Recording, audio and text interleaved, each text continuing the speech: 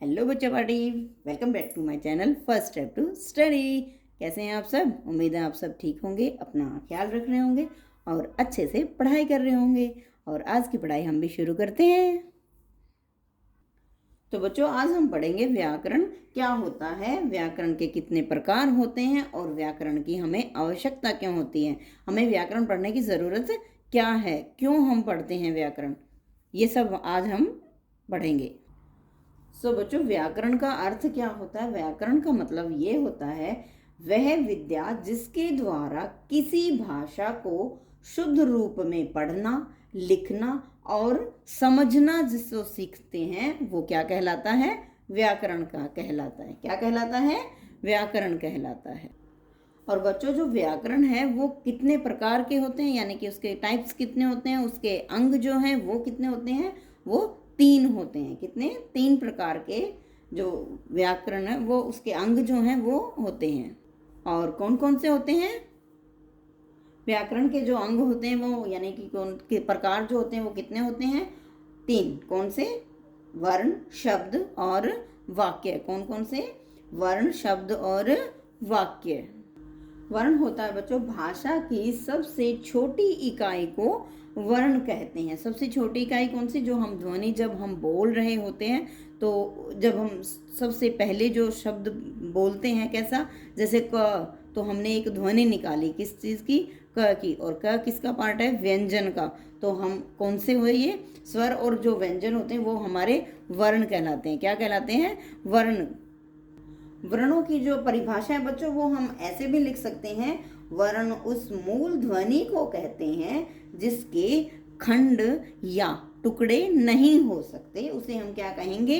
वर्ण। जैसे हम अ लिखते हैं, अ इटसेल्फ ही एक वर्ण है हमारा, तो हम इसके टुकड़े जो है वो नहीं कर सकते, यानी उसका हम टुकड़ों में नहीं बांट सकते। जैसे क म ल, कमल को हम बांट सकते हैं क प्लस अ प्लस म प्लस अ प्लस ल प्लस अ, तो वो पूरा एक शब्द क्या बन गया? कमल। इसी तरह से वो, लेकिन हम वर्णों को क्या है, उनके टुकड़े नहीं कर सकते, उनके जो खंड जो है हम नहीं कर सकते।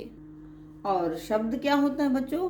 वर्णों के सार्थक मेल को शब्द कहते हैं। जब जो 2 वर्ण जब हम मिला देते हैं, जैसे क और ब को मिलाया तो क्या बन गया? कब।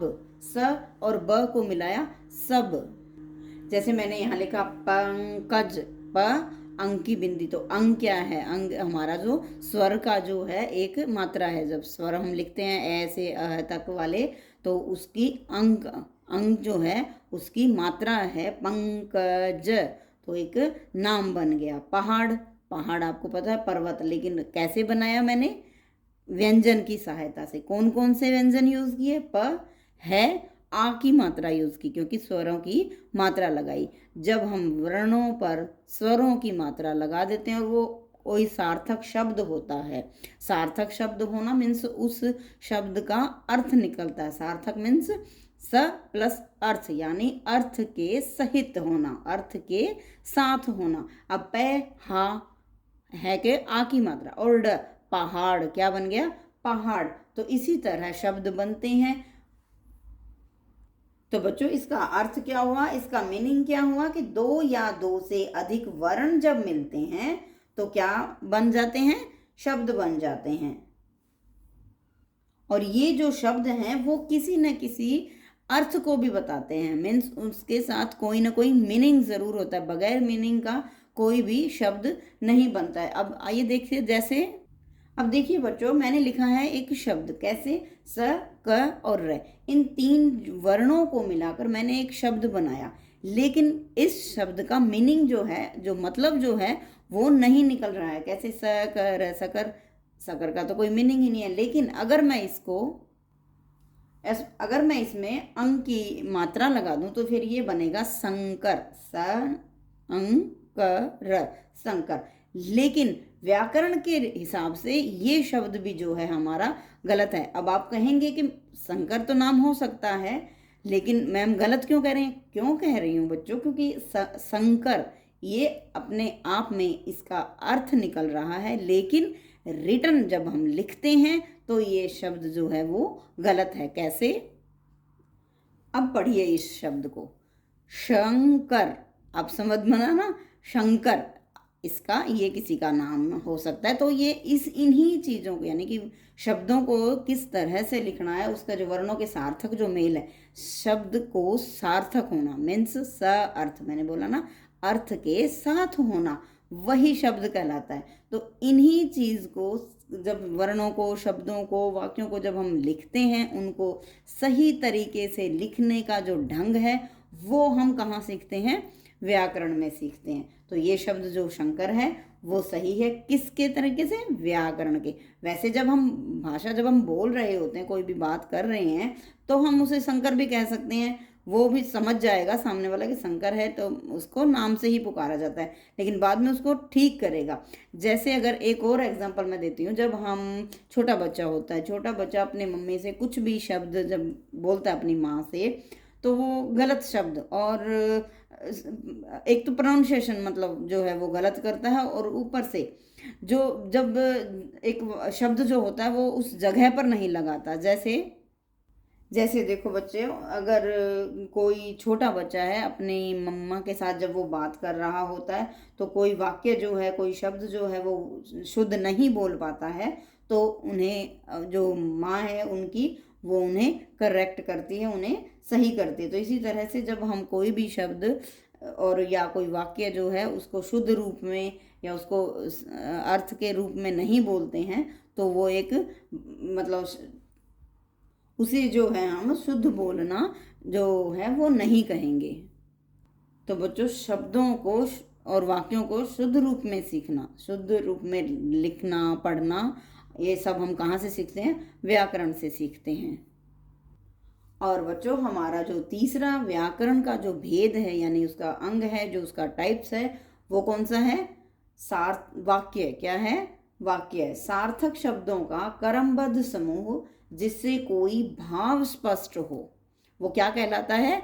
वाक्य कहलाता है। कैसे? जैसे जब कोई हम सार्थक शब्द यूज करते हैं, सार्थक शब्द को जैसे अभी मैंने बताया शंकर और शंकर वाला, तो वो शब्द जो हम यूज कर रहे हैं, जो इस्तेमाल कर रहे हैं, उसका अर्थ हो और उनको क्रमबद्ध तरीके से रखा हो, यानी कि उनको लगातार कर्मानुसार यानी कि कर्म के अनुसार क्रमबद्ध तरीके से लिखा हो, और उसमें कुछ भाव भी स्पष्ट होता हो, यानी कि वो कहना क्या चाहता है वो बात समझ में आनी चाहिए। वो पूरी जो बात जब कहेगा उसको स्पष्ट हो जाए, समझ आ जाए सामने वाले को भी, वो हम क्या कहलाएंगे? उसे क्या कहते हैं? वाक्य कहते हैं। क्या कहते हैं? वाक्य कहते हैं। जैसे देखिए बच्चों, मैं एक वाक्य लिखती हूँ। जैसे देखिए बच्चों, मैंने एक वाक्य यानी कि एक सेंटेंस लिखा, राहुल पुस्तक पढ़ती है। अब क्या ये वाक्य आपको शुद्ध और सही लग रहा है? कैसे? कैसे सही जो है वो सही नहीं लग रहा? कैसे सही नहीं है? इसको देखिए, राहुल पुस्तक पढ़ती है। पहली बात, पुस्तक पढ़ती है, पढ़ती नहीं होता। राहुल क्या है? एक बॉय है, मीन्स वह एक ही है। जैसे हम उसमें स्त्रीलिंग और पुल्लिंग देखते हैं यानी कि जेंडर में, तो पहला राहुल क्या हुआ? राहुल एक बॉय है, तो पढ़ता नहीं आएगा ना, पढ़ती आएगा। क्या आएगा? सॉरी, पढ़ती नहीं, पढ़ता आएगा। अगर हम यहाँ एक लड़की का नाम होता, अगर एक गर्ल होती, जैसे ही और शी वाला है इंग्लिश में जैसे हम देखते हैं ना, उसको अगर वो ऐसा होता तो हम क्या करते? राहुल पुस्तक पढ़ता है, वो सही है। लेकिन लड़की के लिए नेहा पुस्तक पढ़ती है, किसी कोई भी लड़की उसका नाम रानी पुस्तक पढ़ती है, तो वो सही है, लेकिन ये एक सही नहीं है। सेकंड, पुस्तक नहीं होता बच्चों, पुस्तक होता है। तो हमारा राइट सेंटेंस और शब्द के अनुसार और क्रमबद्ध के अनुसार कैसे बनेगा? राहुल पुस्तक पढ़ता है, तो ये उसका शुद्ध रूप हुआ। तो बच्चों, आज की वीडियो में हमने देखा व्याकरण क्या होता है, व्याकरण के कितने अंग होते हैं, और व्याकरण की हमें ज़रूरत जो है वो क्यों पड़ती है। हमें व्याकरण का मतलब जो अर्थ है वो क्या है? वह विद्या जिसके द्वारा किसी भाषा को शुद्ध रूप में पढ़ना, लिखना और समझना सीखते हैं, वो हम क्या कहलाते हैं? हम उसे व्याकरण कहते हैं। यानी व्याकरण वह शास्त्र है या वह विद्या है जिससे हमें भाषा का शुद्ध जो ज्ञान है वो प्राप्त होता है। यानी व्याकरण से हम क्या सीखते हैं? व्याकरण से हम किसी भी भाषा को शुद्ध बोलना, लिखना व ठीक प्रकार से समझना सीखते हैं। और व्याकरण के जो अंग होते हैं, जो पार्ट्स होते हैं, वो कितने होते हैं? वर्ण, शब्द और वाक्य। कितने? 3 प्रकार के होते हैं। और व्याकरण की जो पढ़ने की ज़रूरत जो है हमें, वो क्यों पड़ती है बच्चों? क्योंकि व्याकरण भाषा को शुद्ध लिखना पढ़ना जो है वो सिखा देता है, और जिससे हमारी भाषा जो है वो शुद्ध हो जाती है। और व्याकरण के ज्ञान से जो है भाषा का ठीक से प्रभावित ज्ञान भी आता है। जब हम व्याकरण को सीखते हैं, जब हम उससे हम शब्दों को बोलना, किस तरह से बोलना, किस तरह से लिखना, ये सब हम सीख जाते हैं। और व्याकरण भाषा की रचना तथा स्वरूप जो होता है, उसकी व्याख्या का जो ज्ञान है वो भी हम सही तरीके से करना सीख जाते हैं। और व्याकरण से ही भाषा को नियमित और व्यवस्थित बनाए रखा जा सकता है। यानी बच्चों, जो व्याकरण है वो हमें क्या समझाता है, यानी उसका मतलब क्या है समझाना, क्यों हमें व्याकरण की आवश्यकता पड़ती है। व्याकरण में वो जो ऐसे समझाए जाते हैं क्योंकि व्याकरण के माध्यम से, व्याकरण के ही जरिए से हम उन नियमों को सीखते हैं, समझते हैं, और जिन शब्दों का, वाक्यों का, जो हम शब्दों को किस तरह से बोलना है, किस तरह से पढ़ना है, किस तरह से उनको लिखना है, उनके रूल्स एंड रेगुलेशंस क्या होते हैं, ये सब हम कहाँ से सीखते हैं? हमें वो सब व्याकरण बताता है। एक जो ग्रामर जब हम सीखते हैं ना इंग्लिश में जैसे, तो हम हिंदी में उसको व्याकरण के हिसाब से सीखते हैं। उसके माध्यम से हम क्या सीखते हैं? किसी भी चीज़ को, शब्द को, वाक्य को जब हम बोलते हैं, पढ़ते हैं, कहाँ उसका इस्तेमाल करना है, कहाँ उसका नहीं करना है, कौन सा शब्द और वाक्य कहाँ इस्तेमाल करना है, ये सब रूल्स एंड रेगुलेशंस जो हैं वो हम व्याकरण से सीखते हैं। तो बच्चों, आज की वीडियो जो व्याकरण पे थी यहीं समाप्त होती है।